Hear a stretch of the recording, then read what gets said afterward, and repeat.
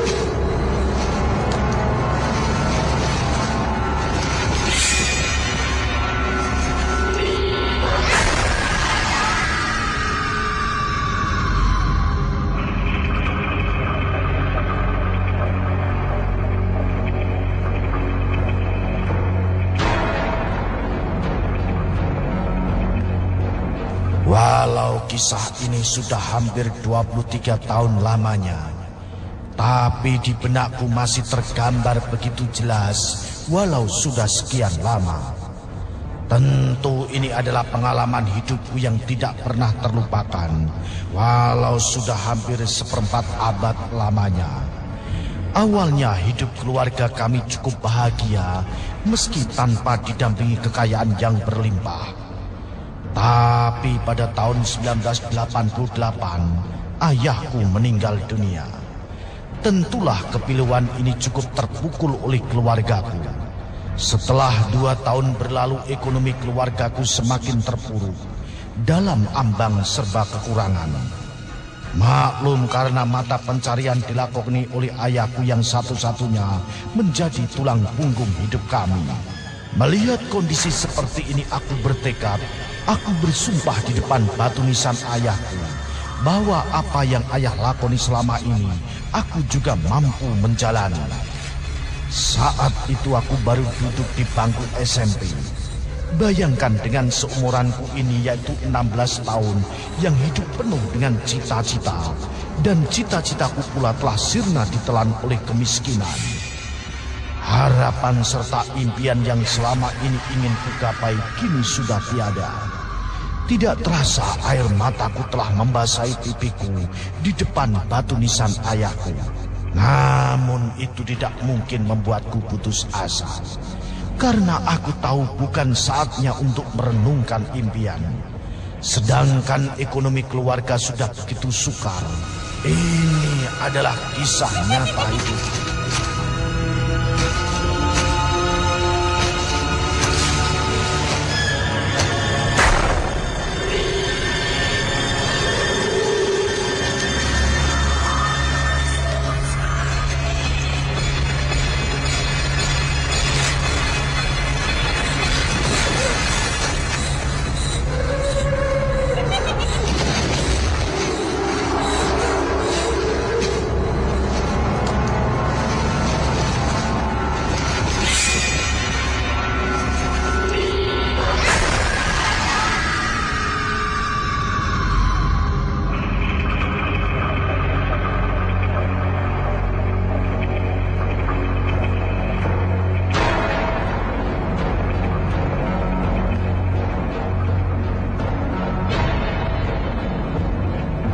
Pada tahun 1990 April 16, hari Jumat yang masih begitu jernih diingatanku.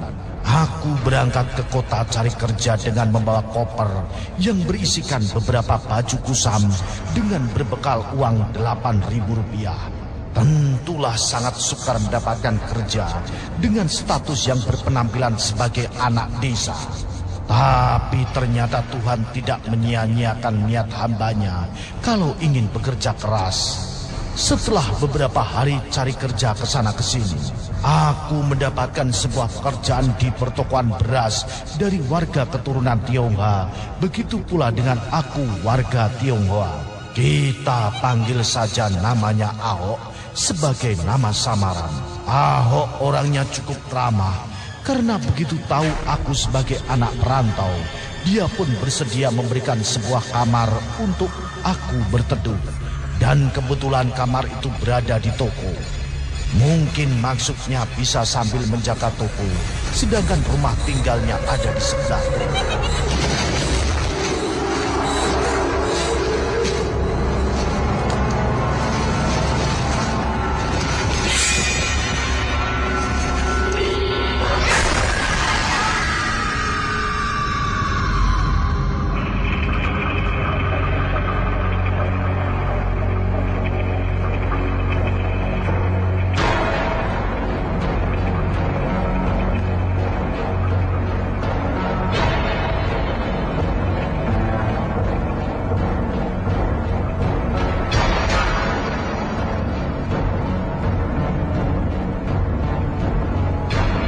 Setelah hampir 2 tahun lamanya aku bekerja di sana, memang ada kejadian-kejadian aneh. Seperti suara orang batuk dan suara orang bernyanyi. Tapi aku tidak gentar dengan kejadian itu, karena gaji aku cukup lumayan dari penilaianku sebagai status anak desa.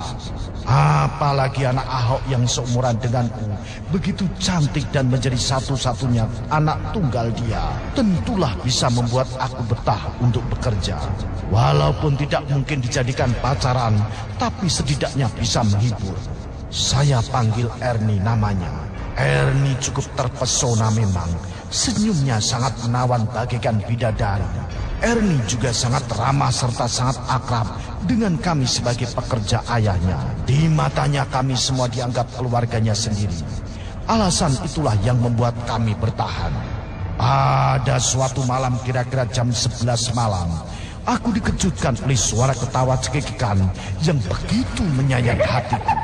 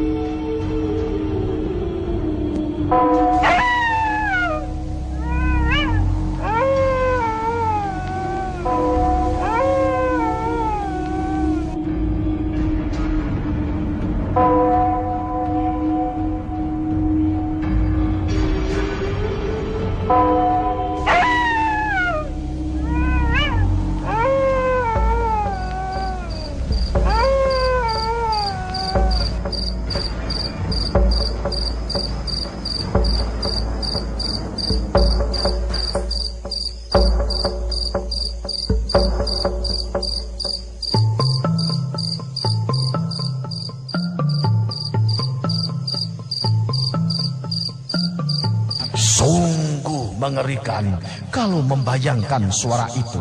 Dengan perasaan was-was aku memberanikan diri untuk melihat sosok yang mengeluarkan suara itu.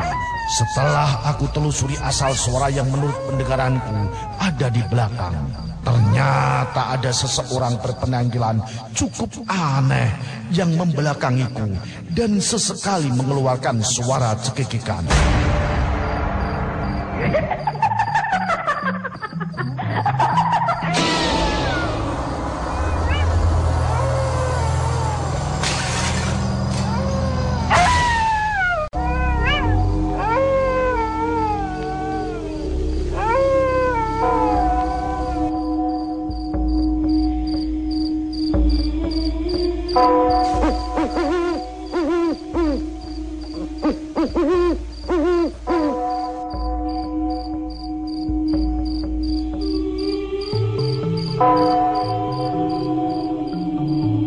Tapi aku tahu kalau sosok itu pasti bukan manusia, karena yang tinggal di toko itu hanya aku seorang. Dengan langkah 1000 aku lari ke kamar untuk menghindar sosok itu. Tapi ternyata sosok itu sudah ada di dalam kamarku. Penampilan sosok itu begitu mengerikan, sampai-sampai aku pingsan seketika itu.